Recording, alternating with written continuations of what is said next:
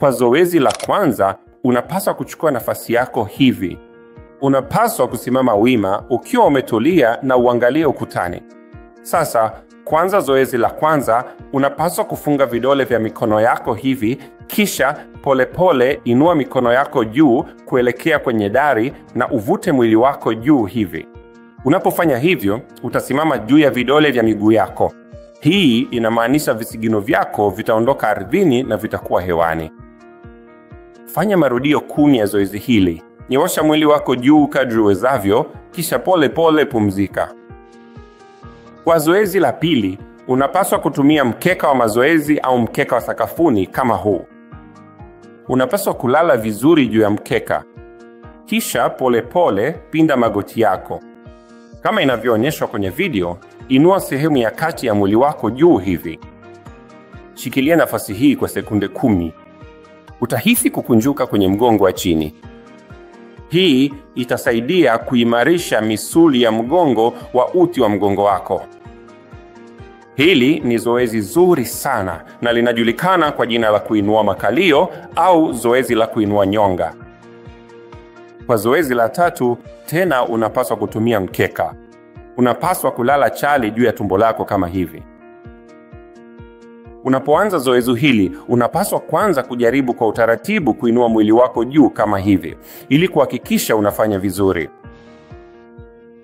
Ukishachukua nafasi hii, basi zoezi hili linajulikana kama zoezi la paka na ngamia. Katika zoezi hili, unapaswa kupinda mwili wako juu kama hivi, huku ukivuta pumzi kwa ndani. Na unapotoa pumzi, unapaswa kupinda mwili wako kuelekea chini kama hivi. Zoezi hili linajulikana kama zoezi la paka na ngamia, na ni zoezi zuri sana kwa kuongeza ulegevu wa uti wa mgongo wako. Unapaswa kufanya marudio 10 ya zoezi hili ili kupata matokeo bora. Kwa zoezi linalofuata, ambalo linajulikana kama mkao wa nyoka, unapaswa kujaribu kuinua sehemu ya juu ya mwili wako kama hivi kwa kunyoosha viwiko vyako. Kama utahisi maumivu fulani unapoinua mwili wako juu kama hivi, basi kuna mbadala ambapo unainua mwili wako hadi viwiko vyako vikiwa vimegusa sakafu. Ukifanya hivyo, shinikizo litakuwa dogo kwenye mgongo wako na utajisikia vizuri zaidi.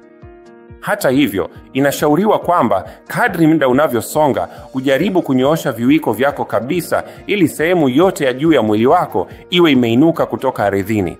Hili ni zoezi zuri sana kwa kuimarisha misuli ya mgongo na pia kuongeza ulegevu wa uti wa mgongo. Kwa zoezi linalofuata, tena utachukua nafasi yako kwenye mkeka kama hivi na utainua mkono wako wa kulia juu angani na mguu wako wa kushoto juu angani.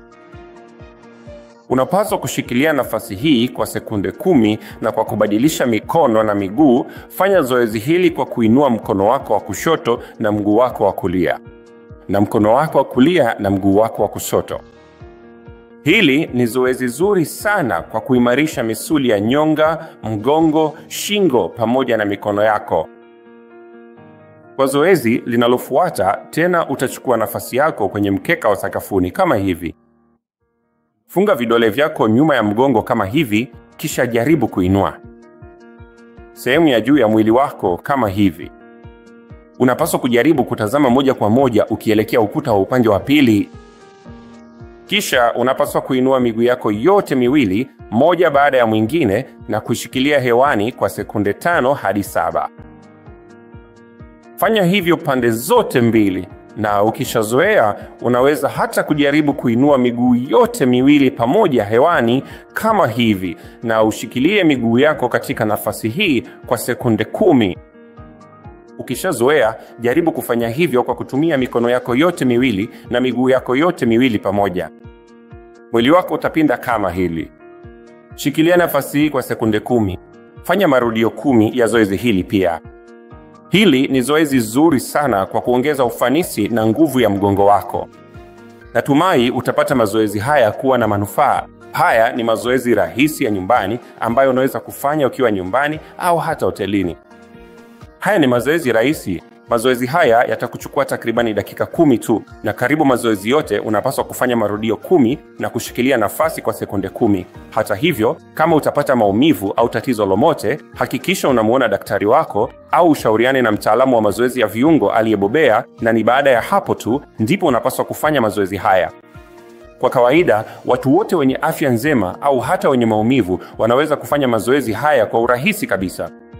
Lakini ikiwa kuna maumivu yoyote yaliyoongezeka baada ya yoyote ya mazoezi haya, basi unapaswa kuona daktari wako au daktari wako wa upasuaji wa mifupa.